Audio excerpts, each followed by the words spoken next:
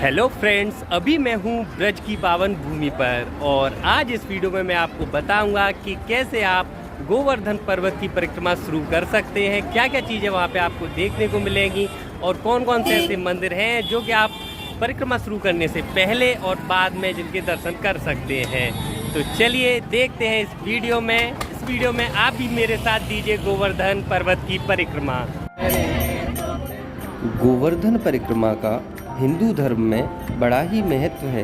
हिंदुओं का प्रसिद्ध तीर्थ स्थल गोवर्धन मथुरा से 26 किलोमीटर पश्चिम में डींग हाईवे पर स्थित है। कहा जाता है कि यहाँ के कड़कड़ में भगवान श्री कृष्ण का वास है। यहाँ एक प्रसिद्ध पर्वत है जिसे गोवर्धन पर्वत अथवा गिरिराज पर्वत भी कहा जाता है।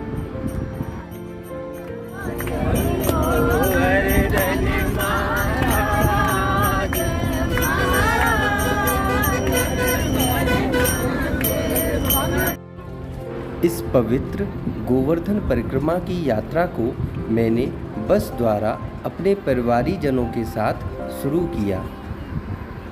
आप यदि गोवर्धन पर्वत की परिक्रमा करना चाहते हैं तो बस द्वारा अथवा ट्रेन द्वारा सबसे पहले मथुरा आएं और वहां से फिर गोवर्धन आ जाएं और यहीं से अपनी यात्रा शुरू करें। मैंने अपनी यह यात्रा गर्मियों के समय में की और गर्मियों के समय में अक्सर कर श्रद्धालु रात के समय में ही परिक्रमा करना सुविधाजनक मानते हैं। परिक्रमा के दौरान परिक्रमा मार्ग में आने वाले विभिन्न प्रमुख मंदिरों में दर्शन तो हम परिक्रमा के दौरान कर ही लेते हैं, किंतु यदि परिक्रमा से पहले और परिक्रमा के बाद आपके पास पर्याप्त समय हो तो आप गोवर्धन के निकट अन्य प्रमुख मंदिरों के भी दर्शन कर सकते हैं जो कि श्री कृष्ण की लीलाओं का बखान करते हैं।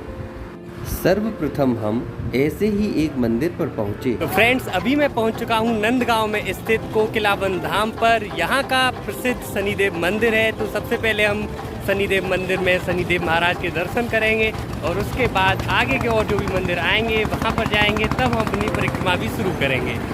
मथुरा से शनिदेव मंदिर की दूरी लगभग 40 किलोमीटर की है। यहाँ पहुंचकर सबसे पहले हमने कुंड के दर्शन किए। तो इस कुंड की विशेषता आपको बताएंगे मेरे अनुज कुशल प्रताप से। जय श्री राधे। सर्वप्रथम सभी को मेरा नमस्कार। मैं आपको बताना चाहूँगा कि ये शनिदेव मंदिर है जो कोकिलावन मथुरा में है। और ये जो आप कुंड देख रहे हैं, इस कुंड की असल विशेषता ये है कि ये शनिदेव मंदिर में उपस्थित एक कुंड है जिसकी ये मान्यता है कि आपके जो चर्म रोग होते हैं उसमें कुछ हद तक सुधार, या यहाँ के भक्तों की आस्था माने तो वो दूर हो जाते हैं, लेकिन एक साइंटिफिक तौर पर कह सकते हैं कि कुछ हद तक सुधार मिलता है। और जैसा कि आप देख सकते हैं कि इस कुंड की ये मान्यता है कि जब इसमें आप डुबकी लगाते हैं और श्री शनिदेव महाराज जी को याद करके, और आपके जो अंत्यवस्त्र होते हैं वो आप यहाँ से छोड़ देते हैं। तो यही इस कुंड की विशेषता है। और आप जब भी मथुरा आए आप सब तो इस कुंड में जरूर स्नान करें।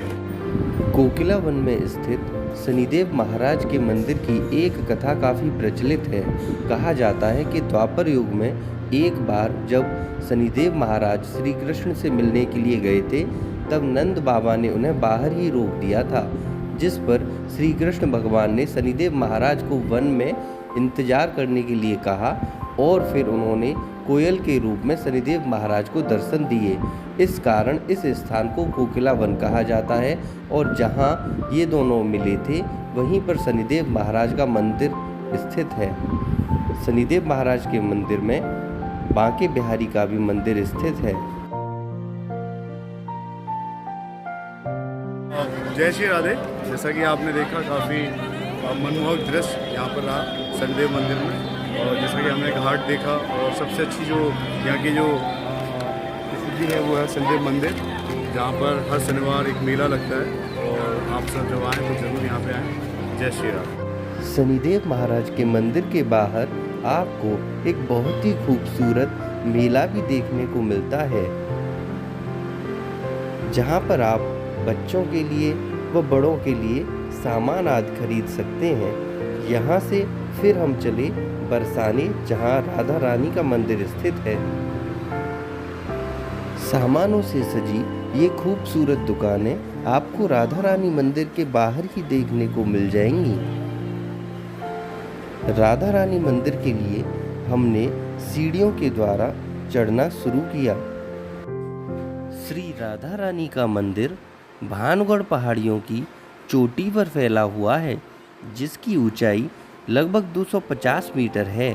यह मंदिर अपने सबसे लोकप्रिय त्योहारों राधाष्टमी और लठमार होली के लिए दुनिया भर के भक्तों को आकर्षित करता है। मथुरा से राधा रानी मंदिर की दूरी लगभग 50 किलोमीटर और शनिदेव महाराज के मंदिर से दूरी लगभग 20 किलोमीटर की है। रात के समय मंदिर की खूबसूरती निश्चित ही आपको आकर्षित करेगी और आपके मन को प्रसन्न कर देगी। तो फ्रेंड्स, अभी हम पहुंच चुके हैं बरसाने में स्थित राधा रानी मंदिर, लेकिन हम आने में थोड़ा सा लेट हो गए थे। यहाँ शाम को 9 बजे पट बंद हो जाते हैं, जिस कारण हम दर्शन नहीं कर पाए। लेकिन मंदिर की वीडियो मैंने शूट कर रखी है, उम्मीद है आप वो देखेंगे और आपको ज़रूर आनंद की अनुभूति होगी। लेकिन जब भी कोशिश करेंगे हम दोबारा आएँ तो राधा रानी जी के दर्शन ज़रूर करें। चलिए अब हम चलते हैं आगे। बरसाने में स्थित राधा रानी के मंदिर से आपको बरसाने की ये मनमोहक तस्वीरें दिखाई देंगी, जो कि बहुत ही आनंद देंगी आपको। तो माधव, आपको कैसा लगा यहाँ घूमकर? श्री राधा रानी मंदिर के बाद हम पहुँचे अपने मुख्य पड़ाव गोवर्धन पर। यहाँ आराम के लिए आपको कमरे व धर्मशालाएं उचित किराए पर उपलब्ध हो जाती हैं। तो फ्रेंड्स, अभी हम पहुंच चुके हैं गोवर्धन पर और अभी हम थोड़ी देर विश्राम करेंगे और उसके बाद खाना पीना खाकर अपनी परिक्रमा स्टार्ट करेंगे। ये जो क्षेत्र है ये गौरीकुंड क्षेत्र माना जाता है। यहाँ से गौरीकुंड लगभग 1 किलोमीटर है।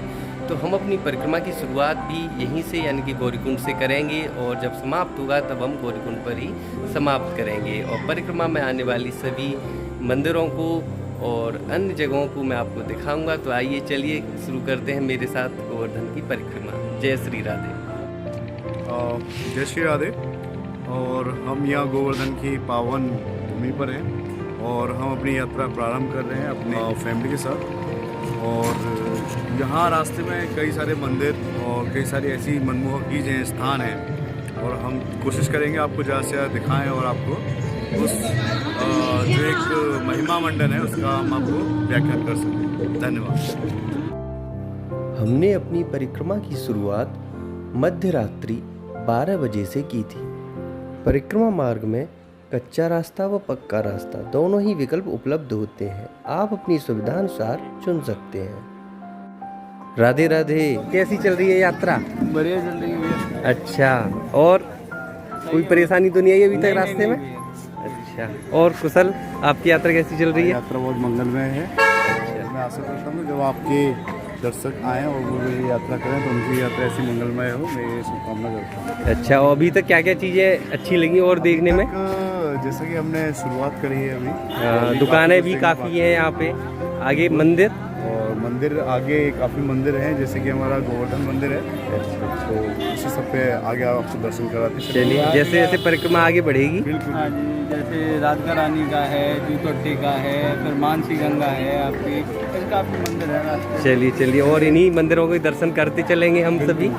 श्री गोवर्धन गिरिराज जी की संपूर्ण परिक्रमा 7 कोस यानी लगभग 21 किलोमीटर की है। कोई भक्त इसे सुविधानुसार 2 भागों में विभाजित कर लेते हैं, जिसे छोटी परिक्रमा व बड़ी परिक्रमा के नाम से जानते हैं। परिक्रमा मार्ग में प्रमुख मंदिर व तीर्थ स्थल भी आते हैं, जिनका कि लाभ उठाना बहुत ही शुभ माना जाता है। परिक्रमा मार्ग में सर्वप्रथम हमने मानसी गंगा जी के दर्शन प्राप्त किए। इनके बारे में एक कथा काफी प्रचलित है। एक बार श्री नंद यशोदा एवं सभी ब्रजवासी गंगा स्नान का विचार बनाकर गंगा जी की तरफ चलने लगे। तब श्री कृष्ण भगवान के मन में विचार आया कि क्यों ना गंगा जी यहीं पर होती, और इसी विचार से श्री गिरिराज जी की तलहटी में श्री गंगा जी प्रकट हुई और इसी कारण इस स्थान को मानसी गंगा के नाम से जाना जाता है। परिक्रमा के दौरान यहाँ रुककर स्नान करना बहुत ही शुभ माना जाता है। जय श्री राधे। अभी हम मानसी गंगा के आप देख पा रहे होंगे पीछे मानसी गंगा और इस पावन भूमि पर हम काफ़ी अच्छा मनमोहक दृश्य यहाँ पर देखा, काफ़ी अच्छा लगा। जय श्री राधे। कुशल, अभी जो परिक्रमा समाप्त वाला जो बोर्ड था वो किस लिए? छोटी परिक्रमा समाप्त मानी जाती है। अच्छा, और अभी ये आगे ये हमारे यहाँ से बड़ी परिक्रमा स्टार्ट हो जाएगी। अच्छा अच्छा। और अंततः हम कह सकते हैं कि जो मानसी गंगा है वहीं हमारा जो छोटी परिक्रमा है उसका पड़ाव समाप्त हो जाएगा। मानसी गंगा के दर्शन के बाद हमारे परिक्रमा मार्ग में श्री गिरिराज जी महाराज का मंदिर आया और यहीं से बड़ी परिक्रमा शुरू होती हैं। बड़ी परिक्रमा लगभग 12 किलोमीटर की होती हैं। तो फ्रेंड्स, अभी हम पहुंच चुके हैं उस स्थान पर जहां से बड़ी परिक्रमा स्टार्ट होती है। पहले हमने यहाँ पे मंदिर के दर्शन किए हैं और अब हम अपनी परिक्रमा आगे बढ़ाएंगे। बड़ी परिक्रमा शुरू करने से पहले भक्तगण अपनी सुविधानुसार 5, 7 व 11 दंडवत परिक्रमा लगाते हैं। जिन गोवर्धन महाराज के पर्वत की हम परिक्रमा लगाते हैं उनके दर्शन आप यहाँ रेलिंग के दूसरी ओर आसानी से कर सकते हैं। यह दर्शन आप दिन के समय अच्छे कर सकते हैं। पूरे परिक्रमा मार्ग में भक्तगण मंत्र मुग्ध होकर इस परिक्रमा को लगाते हुए दिख जाते हैं। साथ ही आपको कुछ भक्तगण दंडवत परिक्रमा भी लगाते हुए मिलते हैं, जिनकी परिक्रमा बेहद कठिन मानी जाती है। यह परिक्रमा पूरा होने में 1 से 2 दिन का समय लग जाता है। परिक्रमा मार्ग में हमारा अगला पड़ाव आया पूंछरी का लौठा। पूंछरी का लौठा नामक मंदिर उत्तर प्रदेश की सीमा समाप्त होते ही राजस्थान के भरतपुर जिले में पड़ता है। इनके बारे में एक कहावत प्रचलित है, धन्य धन्य पूंछरी को लौठा, अन्न खाए न पानी पिए, पड़ो रहो सिलौटा। यहाँ के लिए एक कथा प्रचलित है। जब ठाकुर जी द्वारिका जा रहे थे तब अपने दोस्त को गिरिराज जी के चरणों में बैठार कर चले गए और कहा कि मैं लौटूंगा, किंतु लौटे नहीं। इसी के इंतजार में पूंछरी का लोठा नामक जगह का नाम पड़ा। कहा जाता है कि श्री कृष्ण के दोस्त यहाँ बैठकर परिक्रमा लगाने वालों की हाजिरी लेते हैं। तो फ्रेंड्स, अभी हमें परिक्रमा मार्ग में आने वाले पूंछरी का लोटा नाम के मंदिर के पास, और काफ़ी सुंदर ये मंदिर है, परिक्रमा मार्ग में ही पड़ता है। तो आप जब भी यहाँ आएँ इसके दर्शन जरूर करिएगा। चलिए अब और देखते हैं परिक्रमा मार्ग में हमें क्या क्या देखने को मिलता है। परिक्रमा मार्ग में आपको पेयजल की सुविधा व खाने पीने की छोटी मोटी दुकानें रास्ते में मिलती रहती हैं, जहां पर रुककर आप हल्का फुल्का कुछ। तो लगभग 2/3 परिक्रमा हमने पूरी कर ली है और अब थोड़ी सी थकान हुई है, तो इसलिए हम विश्राम करने के लिए रुके हैं। कुशल भी बैठे हुए हैं, थोड़ी सी कोल्ड ड्रिंक पी है हमने, और अब आगे अपनी यात्रा हम कंटिन्यू करेंगे। चलिए। क्योंकि हमने छोटी परिक्रमा आधे मार्ग से शुरू की थी और उसके बाद बड़ी परिक्रमा पूरी की थी, तब हमने फिर छोटी परिक्रमा के बचे हुए हिस्से को भी पूरा किया। जिस बस के द्वारा हमने अपनी गोवर्धन यात्रा शुरू की थी, उस बस का संचालन एक समिति द्वारा किया जाता है। यह समिति एटा जिले के जलेसर में स्थित है।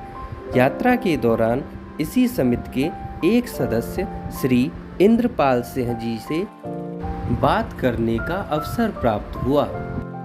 तो अंकल जी, आप जो बस शुरू करते हैं परिक्रमा के लिए, वो कहाँ से करते हैं? जलेसर से करते हैं। अच्छा, आज जैसे जलेसर से शुरू होने के बाद सबसे पहले हम पहुँचे थे बलदेव दाऊ जी मंदिर पर, और उसके बाद फिर हम आए थे कोकिलावन में शनिदेव के दर्शन किए, और उसके बाद फिर राधा रानी बरसाने के लिए गए थे, राधा रानी के मंदिर में गए थे। अच्छा, उसके बाद अब जैसे परिक्रमा हमारी संपन्न हुई है, और इसके बाद अब फिर हम कल आज सुबह अब हम कहाँ पर जाएंगे? पहले वृंदावन जाएंगे, वृंदावन के बाद जाएंगे और ये महीने में आप एक बार ये यात्रा कराते हैं? अच्छा, और इसका चार्ज क्या रखते हैं? चार्ज अब 1 साल से हमने 200 रुपये कर दिए, नहीं पहले 100 रुपये थी।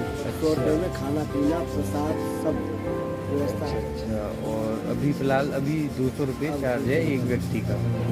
अच्छा, चलिए ठीक है। तो ये अंकल जी हमारे ये जलेसर से बस यात्रा कराते हैं परिक्रमा के लिए। तो जो भी जलेसर से जाना चाहें गोवर्धन परिक्रमा के लिए, वो मैं डिस्क्रिप्शन में अंकल का कॉन्टैक्ट नंबर दे दूंगा, वो संपर्क कर सकते हैं। परिक्रमा मार्ग में ही एक विशेष स्थान जहाँ के विश्राम करना अति आवश्यक और शुभ माना जाता है। राधे राधे।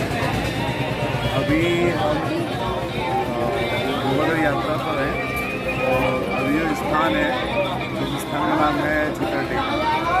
और इस स्थान पर ये मान्यता है कि जब आप सूर्य परिक्रमा करते हैं तो कुछ समय यहाँ विश्राम करते हैं। तो ये काफ़ी अच्छा जगह है, काफ़ी अच्छा स्थान है। ये शुभ माना जाता है यहाँ पे विश्राम करना। तो यहाँ से राधा कुंड की दूरी लगभग 4 किलोमीटर की है। तो अब हम चलते हैं राधा कुंड की ओर। सुबह का समय हो चुका है, लगभग 5 बजने को है और अब हम पहुँचने वाले हैं राधा कुंड पर। परिक्रमा के अंतिम पड़ाव राधा कुंड के बारे में एक कथा काफ़ी प्रचलित है। जब श्री कृष्ण भगवान ने अरिष्टासुर राक्षस का वध बैल के रूप में किया था, तब राधा रानी ने उन्हें अपने पाप दूर करने के लिए कहा। इस पर श्री कृष्ण भगवान ने एक कुंड खोदा और उसमें स्नान किया, और तभी राधा रानी ने भी एक कुंड खोदकर उसमें स्नान किया। राधा रानी द्वारा खोदे गए कुंड को राधा कुंड कहा जाता है और यहाँ स्नान करना बहुत ही शुभ माना जाता है।